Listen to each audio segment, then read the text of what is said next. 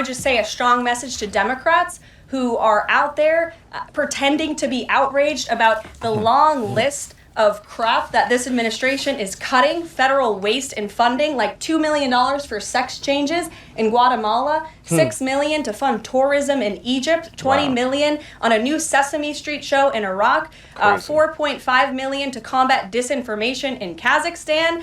I could go on, and I'm happy to provide this list to every single one of you. Democrats are outraged that the American people want to be, they want their taxpayers going to good uses, not stuff like this. But then they're very... She's making a great point. If we had a list and we could check like where our money's going, none of us would check for that money to go anywhere. It wouldn't go to any of those causes at all. And it's like, that's why people don't understand why the Democrats is dying on this hill, because we don't agree with none of that stuff that our money should be going there. Right. And the amounts that you sending over there is just crazy. It's insane. Yeah.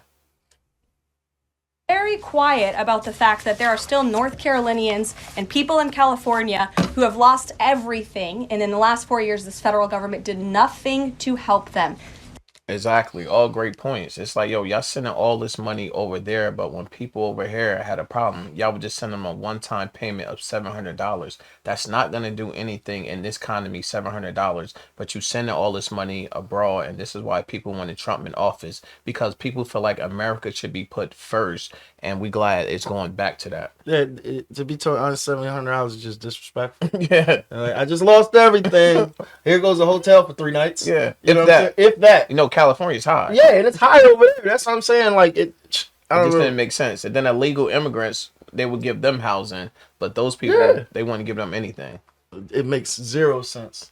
And outsourcing this all that president cash, will continue to put Americans first, and I That's think what it's about. The successes of this week so far speak to that, and it's only Wednesday. Garrett, it's only great Wednesday. to see you here today. Thank you. On Gaza, the president has spent basically his entire public career criticizing foreign entanglements, nation building, sending American troops to fight abroad, particularly in the Middle East. This plan seems like it could ultimately involve all of those things. Can you explain this reversal and how building and owning Gaza squares with America First foreign policy? I would reject the premise of your question that this forces the United States to be entangled in conflicts abroad. The president has not committed to putting boots on the ground in Gaza. He has also said that the United States is not going to pay for the rebuilding of Gaza. His administration is going to work with our partners in the region to reconstruct this region. And let me just take a step back here, because this is an out-of-the-box idea. That's who President Trump is. That's why the American people elected him. And his goal is lasting peace in the Middle East for all people in the region. And as I said in my opening remarks, we've had the same people pushing the same solutions to this problem for decades. Facts. And it's been made very clear to the president that the United States needs to be involved in this rebuilding effort to ensure stability in the region for all people. But that does not mean boots on the ground in Gaza. It does not mean American taxpayers will be funding this effort. It means Donald Trump, who is the best deal maker on the planet, is going to strike a deal with our partners in the region. He did not rule. It's like good to hear that, because in my lifetime, all I've been hearing is war in the Middle East. This is something that I thought this was going forever. Yeah. I thought it was never going to be peace over there. This was going forever. So it's nice to see somebody trying a different way to get something done over there, because the way things are going, we just doing the same thing over and over. They say the definition of insanity is keep doing the same thing over and over, trying to get a different result. Someone's doing something different, and we want to see how it works out. Yeah, you got to shake things up sometimes, and you got to think outside the box. Yeah. Because obviously, whatever's been going on is not working. It's not working at all. Rule out American troops in Gaza last night. Are you doing that now? I am saying that the president has not committed to that just yet. He has not made that commitment, and you know that. And on the foreign partners, the Jordanians, the Egyptians, the Saudis have already panned this plan.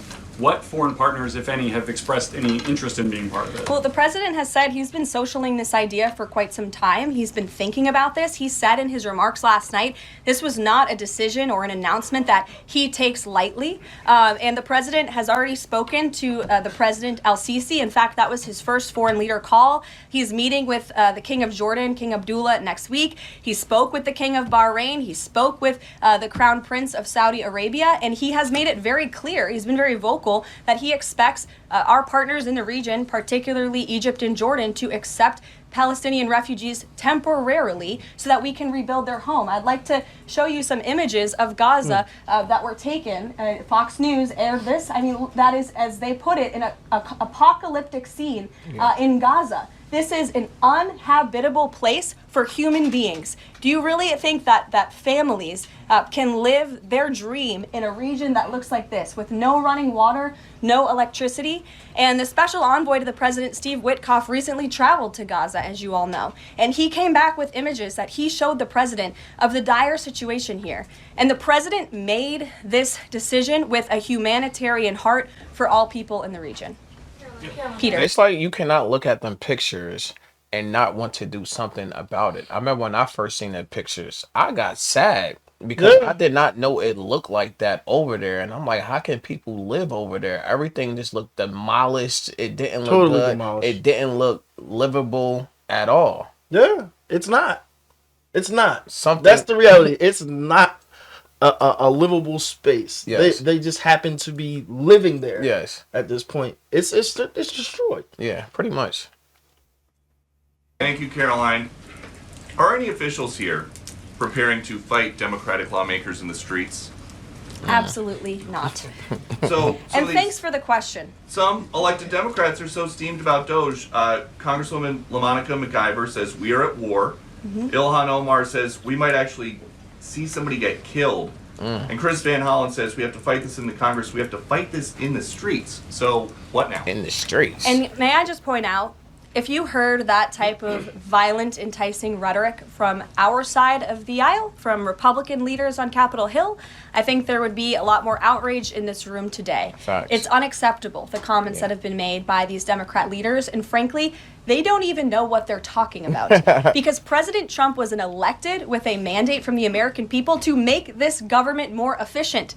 He campaigned across this country with Elon Musk, vowing that Elon was going to head up the Department of Government Efficiency, and the two of them, with a great team around them, were going to look at the receipts of this federal government and ensure it's accountable to American taxpayers. That's all that is happening here. And for Democrat officials to incite violence and encourage Americans to take to the streets is incredibly alarming, and they should be held accountable for that rhetoric. It sounds like And it's definitely alarming, and I don't get it, and I think I never will get it. The way America's running right now, it's going to run out of money, and run out of money soon. Something had to be cut. Something had to be done different. It can't be every president come in and deficit keep getting bigger, bigger, and bigger when they leave. Something got to be done, and something got to be done differently. And I like what they're doing, cutting the fat. It's almost like historically, they must have missed the whole thing about the Great Depression. Yeah. When people were outside selling apples Yeah. to try to live. Yeah. 'Cause that's where we're going. Yeah. Like, it's funny when we joke about it. People make memes and whatnot about selling eggs. Yes. But it's the same thing. Yes. You have to fix it Yeah. before everybody's messed up. Yeah. And that's what's happening in front of our eyes. And if people are that, I don't like this guy just because I don't like him that much, that you can't See the good process what's really happening Yes. here Yes. and why it's happening. This Yeah. is like we're on the edge. Yeah. We're on the edge, and they Yeah. can see Yes. that there's no road left. Yes. So either you jump Yes. or you build a road. Yeah, and that's why a lot of people wanted Donald Trump and Elon in the position that they are in, because at the end of the day, they're businessmen. When you're a businessman, you got to project the future of your company. Projections. The projection is not looking good at all. We need to do something right now, not wait till something. You don't wait till 6 months and you can't do anything. You can't about turn it. back the hands of time. Exactly. Let's get ahead of this right Exactly. now, and let's fix the problem right now. something that they're most concerned about is Doge engineers with access to Treasury systems. Can you clarify? Do the Doge engineers have read-only access Yes. in these systems, so they are not allowed to write new No. code? They are not. Okay. No. And then one more thing.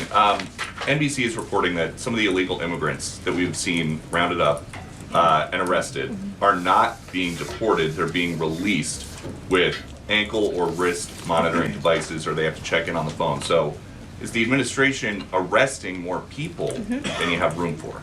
I have seen the reports, and I'm glad you brought it up because we want to address it. There have been a total of 461 illegal aliens. This is of this morning when I got this information from DHS that have been released from custody. Of the more than 8,000 that have been arrested since President Trump was It's like inaugurated, 5%. it's less than 6%. And there I'm a are reasons mathematician. for their release. Some of the factors include a lack of significant likelihood of removal in the foreseeable future, lack of detention availability, which is something this president and this administration has been incredibly vocal about. We are doing everything we can to deport and detain illegal immigrants, but we need Congress's help to increase funding for Border Patrol and for ICE to increase detention capability in our facilities. And then other serious medical conditions have also been the reasons for some of the release of these individuals. But none of them have final deportation orders. Many of them are probably contesting their immigration status. I'd refer you to DHS for more details, but I did get that information because I knew it'd be a question, so thank you. Sure. Just She's because, ready for everything. yes, just because they out here wondering right now, by putting ankle monitors on them, by making them phone in, you know exactly where they at. They're accounted for. They're accounted for. And I'm pretty sure once the funding come, once space clear up, these are going to be the first 400 to 500 people that's on the list to get picked up and get handled. Yeah. And it's not going to be so hard to find them. It's going to be real easy to find them. Sure. Yes. The president and you here again today have made clear, given the devastation, you think Palestinians have no choice but to leave Gaza and go elsewhere. But Palestinians say this is their home. They don't want to go. The president last night said he's willing to use the military if necessary. Is the U.S. prepared to remove Palestinians from Gaza by force? The Good president question. is prepared to rebuild Gaza for Palestinians and all people in the region, peace-loving people who want real economic development and opportunity in the region. This is a region that has been controlled by Iranian-backed terrorists, Hamas, who have brutalized not just Israelis but Palestinians too. It is because of Hamas that you see those images on that screen, that Gaza has become a demolition site because Hamas launched that brutal attack on Israel on October the 7th. And so again, I would stress, President Trump wants to ensure that this can be a place where all people can live in peace. He is a peacemaker in chief. He made that very clear in his first term. And as for how that will be accomplished, the president and his team are talking with our allies in the region to consider next steps. But should the American people be prepared to see U.S. military on the ground fighting a ground war against Hamas? Again, the president has not committed to U.S. troops in the region. But it is an option. I have said that the president has not committed to that yet. Sure. Let me just follow up on that though. Why It's like before you do something, you can't tell all your plays that you're going to do Yeah, step by step never will. plays, because just like we're watching this right now, I'm pretty Yes. sure people in Hamas is watching it too. Yeah. Oh, so you going to just pull up with the boots? Okay, well, we're going to... We're gonna start preparing for that. Yeah, You don't want people exactly. to start preparing for it. You want to catch them by surprise, and that's just the best way to go about it. why not rule out the idea of committing U.S. troops? This has been a long-standing argument that the president has made really over the last decade or so, talking about endless wars, not something the U.S. a lot of needs. people Why do. not rule out? Because I think the president is very good when he's making deals and negotiating not to rule out anything because he wants to preserve that leverage in Need it. negotiations. And so I think that's what he's doing here. If I Mary. can follow up on that, though, he also said that everyone loves this plan. He said that in the Oval Office this morning. true. In fact, the Deputy Prime Minister of Jordan called it a declaration of war on the Arab people. So how does he square the fact that even some Republicans on the Hill are objecting to this or questioning this? How does he square the fact saying everyone loves this plan? Well, King Abdullah of Jordan will be here next week, so I can provide you more context on the conversations he will have directly with the President of the United States after that meeting. And I would just point out that there's been a lot of leaders and officials all around the world who have doubted, I suppose, the deal-making ability of President Trump. You heard the Panama leader saying that he would not agree to some of the concessions that he has now made because of Secretary Rubio's visit. You had the Colombian president saying he wouldn't accept flights of Colombian illegal nationals who have entered into our country illegally, and those flights are underway. So actions speak louder than words. Dasha. I like how she said that, and I like the examples that she gave. That was, Yeah, they're clear. people say a lot of things, but when Donald Trump get involved, it changes quickly because it's like he know the exact buttons to press Yeah. to get you to do exactly what he needs you to do, and that's why they call him such a great negotiator. It's almost like controlling the conversation without force, Yeah, because he leads you in such a direction. Yeah. You have nowhere to go but where he wants you to. yeah, it's genius.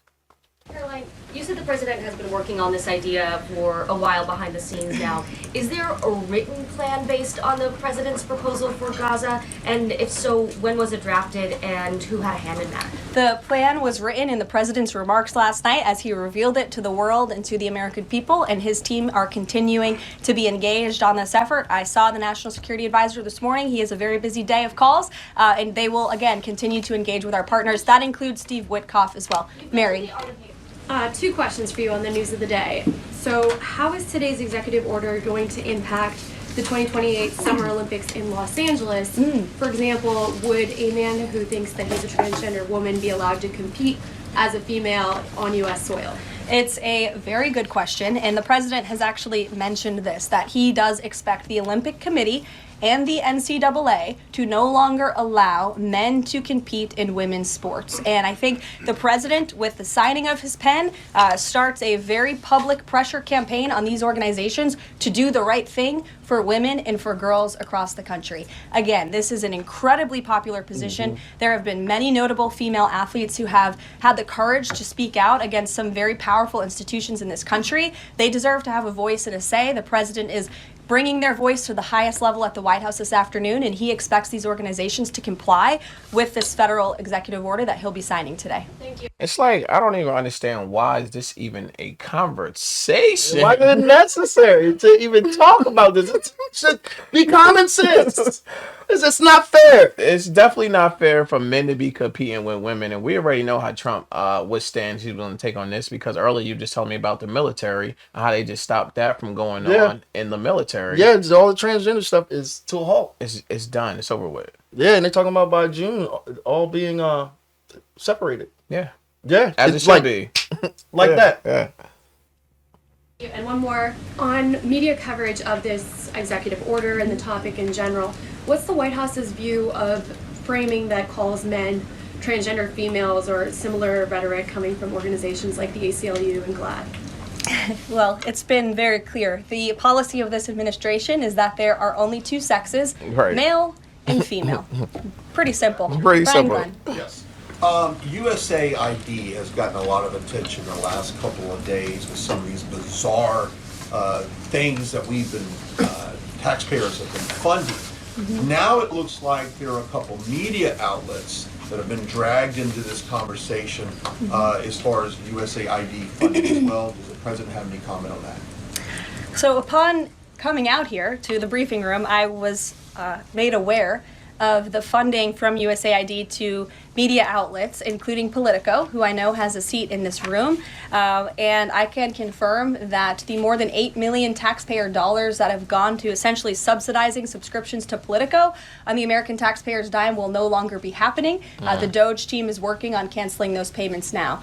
Again, this is a whole of government effort to ensure that we are going line by line when it comes to the federal government's books. And this president and his team are making decisions across the board on, do these receipts serve the interests of the American people? Is this a good use of the American taxpayers' money? If it is not, that funding will no longer be sent abroad, and American taxpayers will see significant savings because of that effort.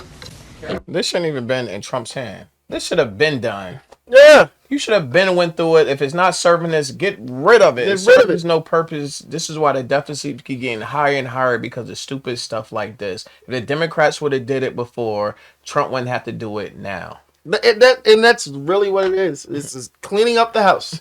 Somebody got to do it. Somebody got to do it. Are we just going to keep stepping over the dirt that's right here and not sweep it up? Yeah, it makes no sense.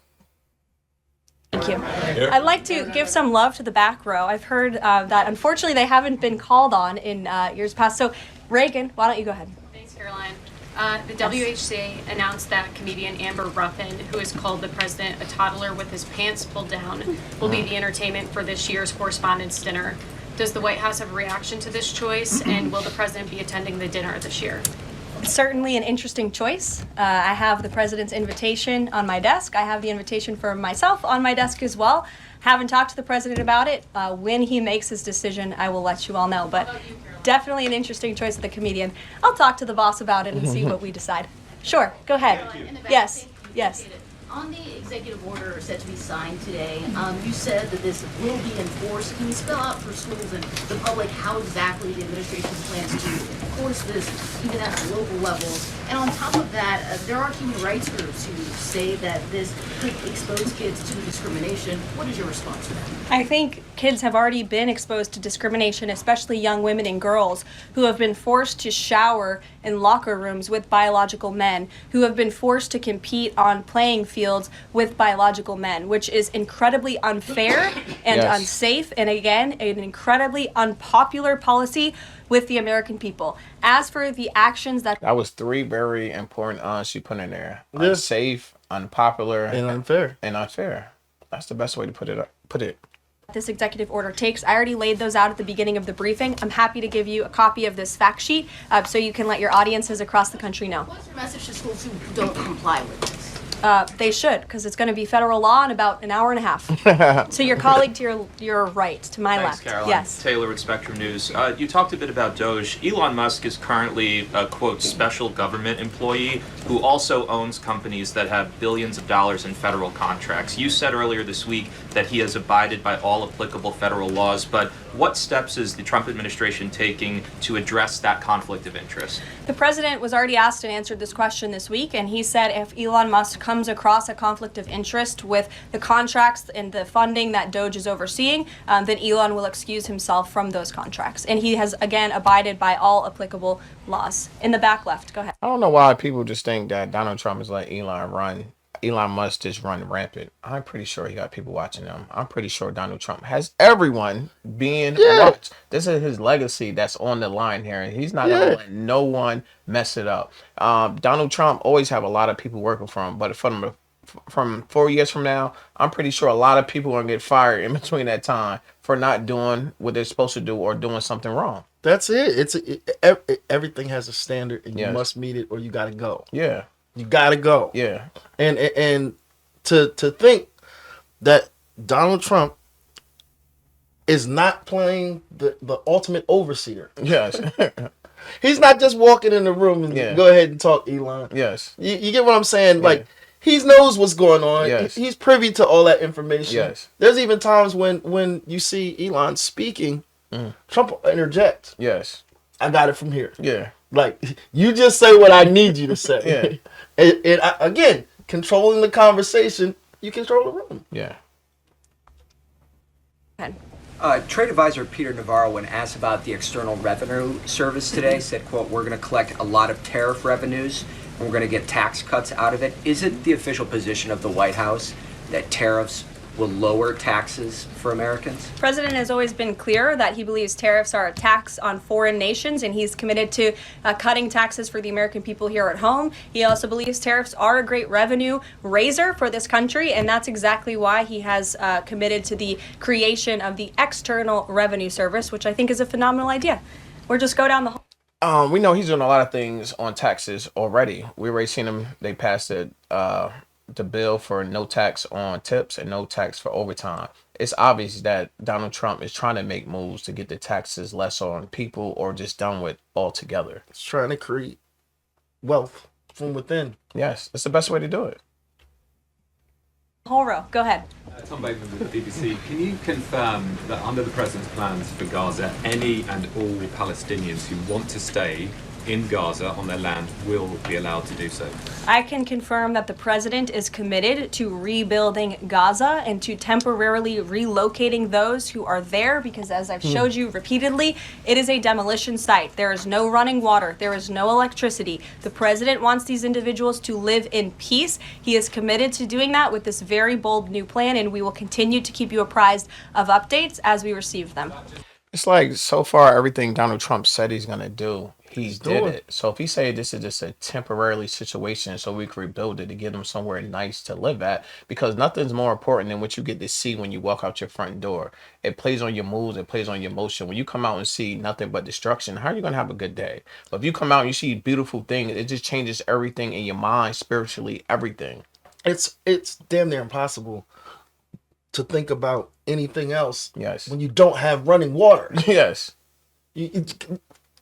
Just that alone. Yes. Changes everything. Changes everything. Yes. That means that it's stagnant. Yes. That means there's things growing in it. Yes. That's not good. Yeah, that's definitely not good. That's a horrible way of life. Yes. And just to be in the mind frame to think that it's a bad idea to try to create infrastructure. Yes. So that people are housed. Yes. Have running water, and like you said, can come outside and look at something and have. Beauty. That's not hope. Nah, that's devastation. You come outside and that. What do you think the mind frame of a person's going to be? When I see that, how do I come outside and think life's going to get better for me? There's no way you could think life's going to get better. You think this is just it, and this is just what it's going to be. Crazy situation. Before we get out this video, if you didn't like, subscribe, leave a comment, make sure you do that. Until our next video, it's Tremaine Jones. And it's Lamar Wilson. And we out.